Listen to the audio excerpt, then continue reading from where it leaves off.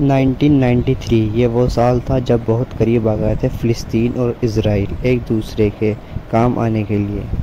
लेकिन क्या हुआ इसके बाद के हालात बद से बदतर होते चले गए और आज युद्ध होना शुरू हो गया। चलिए जानते हैं इस वीडियो में। हमारी कहानी की शुरुआत हज़ारों साल पहले होती है। आपने तो ये तो सुना ही होगा कि हिटलर ने कितनी बुरी तरीके से ट्रीट किया था ज्यूज़ को। उनके ऊपर बहुत अत्याचार किया जाता था और उनको मारा जाता था। और जब क्रूसेड्स हुए हज़ारों साल पहले भारी संख्या में क्रिश्चियंस ने ज्यूज़ को मारा। उस ज़माने में ज्यूज़ के खिलाफ बहुत ही घटिया अफवाह फैलाई जाती थी, या फिर कैसे उन्हें रिलीजियस स्पिरिचुअल्स के लिए इस्तेमाल करते हैं। ऐसी चीज़ों से नफ़रत बहुत थी ज्यूज़ के खिलाफ।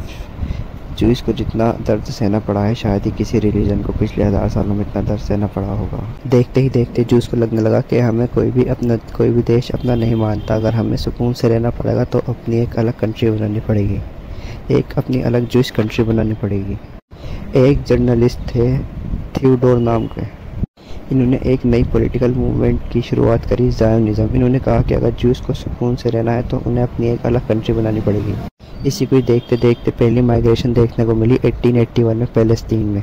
पैलेस्तीन की जो जगह थी वहाँ पर ज्यूज़ जाकर रहने लगे। याद रखिए उस टाइम पे ना गाज़ा था ना पैलेस्तीन था। ये पूरा एक एरिया था जो कि एक ओटोमन एम्पायर के अंदर आता था। और ओटोमन एम्पायर में क्रिश्चियन, मुस्लिम और ज्यूज़ पीसफुली एक दूसरे के साथ आराम से रहते थे। अब हम चलते हैं साल 1915 में, जहाँ ब्रिटिश, फ्रेंच और अरब रेवोल्यूशनरीज हैं ओटोमन एम्पायर के खिलाफ जंग लड़ रहे हैं। ब्रिटिश बड़ी चालाकी करते हैं। ब्रिटिश कहते हैं अरब इनसे कि तुम हमारी मदद करो ओटोमन एम्पायर को हराने के लिए और हम तुम्हें फ़िलिस्तीन का एरिया दे देंगे। और अरब रेवोल्यूशनरी लड़ाई कर रहे हैं यूनाइटेड कंट्री बनाने के लिए। ब्रिटिश सेम प्रॉमिस करते हैं ज्यूज़ को कि हम तुम्हें एक अपना अलग देश बनाकर देंगे फ़िलिस्तीन के पास। वो ऐसा इसलिए करते हैं क्योंकि वो अमेरिकन ज्यूज़ को फ़िलिस्तीन कर सके और अमेरिका की पॉलिटिक्स पर अपना इन्फ्लुएंस जमा सकें। लेकिन रियलिटी में ब्रिटेन ने फ्रांस के साथ एक पीछे से एक डील कर दी। जैसे ही ओटोमन हारा वर्ल्ड वॉर ख़त्म होने के बाद, तो पीछे का जो एरिया था वो ब्रिटेन ने और फ्रांस ने आधा आधा कर लिया। और पैलेस्तीन का रीजन ब्रिटिश ने पूरे अपने कंट्रोल में ले लिया। 1918 से लेकर 1948 तक फ़िलिस्तीन का एरिया पूरा ब्रिटिश के अंडर में रहता है। इसी समय जर्मन में हिटलर को पावर मिलती है और ज्यूज़ को बुरी तरह से मारा जाता है। पूरे जर्मन से ज्यूज़ अपनी जान बचाकर अलग अलग देशों में भागते हैं। कुछ फ्रांस में, कुछ ब्रिटेन में, कुछ पोलैंड में, कुछ स्पेन में।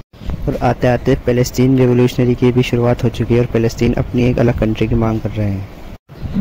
और इसी को देखते हुए ब्रिटिश लोग पैलेस्तीन को छोड़कर चले जाते हैं। वो कहते हैं कि तुम ज्यूज़ अपना देश बना लो और पैलेस्तीन तुम अपना देश संभालो। यूनाइटेड नेशन एक प्लान बनाता है कि कितना एरिया फ़िलिस्तीन में ज्यूज़ के लिए दिया जाए और कितना एरिया फ़िलिस्तीन के लोगों को रहने के लिए दिया जाए। ये प्लान 1947 में रिलीज़ होता है, जिसमें कि यूनाइटेड 45% एरिया अरब स्टेट के लिए रखता है और 55% एरिया ज्यूइश स्टेट के लिए, मतलब पैलेस्टीन स्टेट के लिए। और डिसाइड करता है कि यूनाइटेड जेरूसलम यूनाइटेड कंट्रोल में रहेगा। और ज्यूइश लोग इस प्लान को स्वीकार करते हैं और अपने नए देश का नाम इज़राइल रखते हैं। यहाँ जन्म होता है इज़राइल देश का और यहाँ से शुरू होती है कहानी 1948 में। और जब भी एक इज़राइल के साथ वॉर हो जाती है और देशों की कंट्री की, क्योंकि वो इस बात से एग्री नहीं थे कि इज़राइल को जगह दी जाए। और किस्मत से इज़राइल जीत भी जाता है ये जंग। इसी को देखते देखते इज़राइल जो है कब्ज़ा कर लेता है पैलेस्तीनी कुछ ज़मीन पर, और 7 लाख से ज़्यादा फ़िलिस्तीन छोड़कर कहीं और जाना पड़ता है। और फिर फ़िलिस्तीन भी अपनी जगह लेने के लिए इज़राइल से जंग करते हैं और काफ़ी वॉर होती है। और फ़िलिस्तीनियन भी हथियार उठा लेते हैं अपनी ज़मीन वापस लेने के लिए। और 1967 से 1977 तक 10 साल से ज़्यादा गुजर चुके हैं कि इज़राइल ने गाज़ा पर और इजिप्ट पर कब्ज़ा कर रखा है। इसी को देखते देखते वेस्ट बैंक में जाकर रहने लग जाते हैं। 1992 में इज़राइल को एक बहुत ही अच्छे प्रेसिडेंट मिलते हैं जिनका नाम है इज़हाक रबीन। ये कहते हैं कि हमें PLO को उनका अपना देश वापस देना चाहिए। और यहाँ होते हैं 1993 के ओस्लो अवार्ड्स, जहाँ पर समझौते के साथ सबका बंटवारा हो जाता है और फ़लस्तीन की सरकार ने और इजराइल की सरकार ने समझौता कर कर अपना अलग अलग देश बना लिया और 3 एरिया बना दिए जाते हैं, एरिया ए, एरिया बी और एरिया सी। एरिया ए वो होगा जहाँ पर फ़लस्तीन की सरकार कंट्रोल करेगी, एरिया बी वो होगा जहाँ पर फ़लस्तीन और इजराइल की दोनों की सरकार कंट्रोल करेगी और एरिया सी वो होगा जहाँ पर इजराइल की सरकार कंट्रोल करेगी। लेकिन इस टाइम तक इजराइल और फ़लस्तीन बहुत ही क्लोज पहुँच चुके हैं एक पीसफुल सॉल्यूशन निकालने के लिए और इसी को देखते ही इजराइल के और फ़लस्तीन के प्राइम मिनिस्टर को एक अवार्ड दिया जाता है।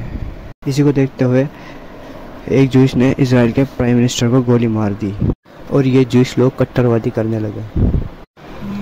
ये जूस लोग कहते थे कि तुम फ़लस्तीन के साथ कैसे समझौता कर सकते हो, इतनी सी भी ज़मीन फ़लस्तीन को क्यों देते हो, इतनी सी भी ज़मीन फ़लस्तीन को क्यों दे रहे हो, हम तो पूरा का पूरा फ़लस्तीन इजराइल के अंदर बनाना चाहते हैं।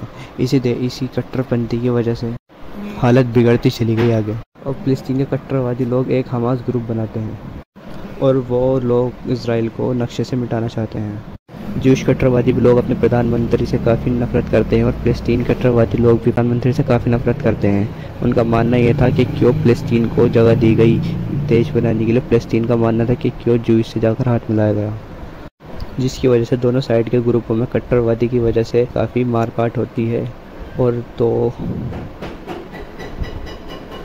दोनों तरफ के लोग, इजरायली और फ़लस्तीनी लोग, एक दूसरे से नफरत करने लगते हैं। कुछ नफरत तो पहले से ही थी, अब वो और भी ज़्यादा बढ़ने लग जाती है। 2002 में हमास मिलिटेंट ग्रुप इलेक्शन लड़ता है और जीत जाता है फ़लस्तीन में और 2007 में इन दोनों पार्टियों के बीच PLO और हमास के बीच सिविल वॉर हो जाती है। 2007 में इस जंग को बैटल ऑफ गाज़ा कहा जाता है।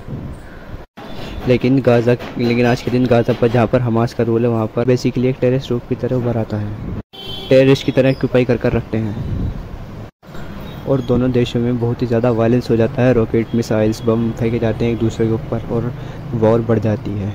इसी कारण दोनों देशों में वॉर आज भी ज़िंदा है। तो देखा आपने, कट्टरवादी की वजह से दोनों देशों में वॉर आज भी ज़िंदा है। सिर्फ कट्टरवादी की वजह से जो वॉर थी वो कंटिन्यू है आज तक भी। तो ये सिचुएशन है दोस्तों आज की दोनों देशों के बीच। तो मिलते हैं फिर अगली वीडियो में। अगर आपको वीडियो अच्छी लगी हो तो लाइक कर दो, चैनल सब्सक्राइब कर दो और भी ऐसी अमेजिंग वीडियो के लिए।